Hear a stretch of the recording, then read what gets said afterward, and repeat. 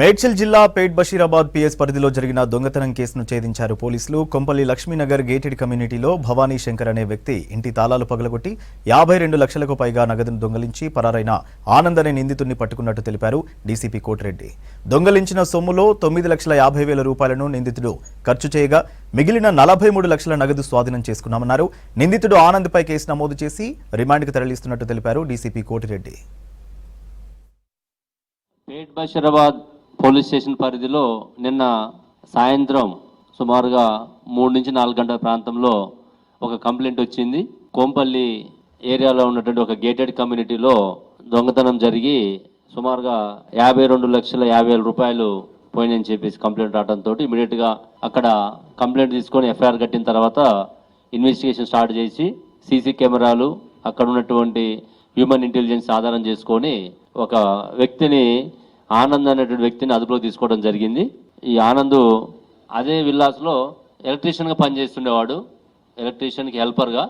కాబట్టి అతనికి పూర్తిగా ఆ ఏరియా మీద ఎవరు ఉంటున్నారు, ఎవరు పోతుర్రు అనేది అవగాహన ఉండటంతో ఎట్లా ఎంట్రీ కావాలి, ఎట్లా ఎగ్జిట్ కావాలి అనేటువంటి సమాచారం ఉంది. కాబట్టి ఒక ప్లాన్ ప్రకారము ఆ ఇంట్లో ఎవరు లేని టైంలో చూసుకొని గ్రిల్స్ డోర్ని బ్రేక్ చేసుకొని ఇంట్లోకి పోయి అల్మార్లో ఉన్నటువంటి 52,50,000 రూపాయలు స్టోలెన్ చేయడం జరుగుతుంది.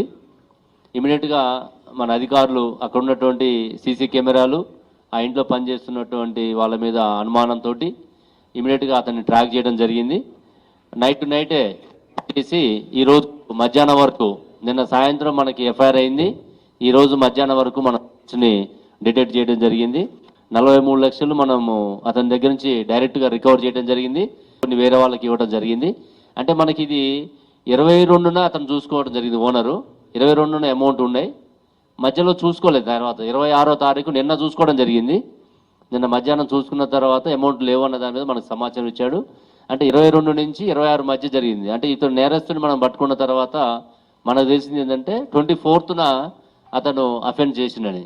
ఈ యొక్క 2-3 డేస్ గ్యాప్లో అతను రిమైనింగ్ 9 lakhsలో కొంత ఖర్చు పెట్టడము, కొంత అప్పులు తీర్చుకోవడము, కొంత వేరే వాళ్ళకి ఇవ్వడం జరిగింది. ఇప్పుడు ఇమీడియట్గా మనము అదుపులో తీసుకోగానే అతని దగ్గర ఇంటాక్ట్గా ఉన్న ప్రాపర్టీని మనం రికవర్ చేసినాం. మళ్ళీ అతన్ని పోలీస్ కస్టడీ తీసుకుంటాం. ఈరోజు అతను రిమాండ్ చేసి కోర్టులో ప్రొడ్యూస్ చేసి కోర్టు పర్మిషన్ తోటి మళ్ళీ పోలీస్ కస్టడీ తీసుకొని రిమైనింగ్ అమౌంట్ ఇంకా పాత నేరాలు ఇంకేమైనా చేశాడు అనే దాని మీద కూడా మనం డీటెయిల్గా వెళ్ళడం జరుగుతున్నది.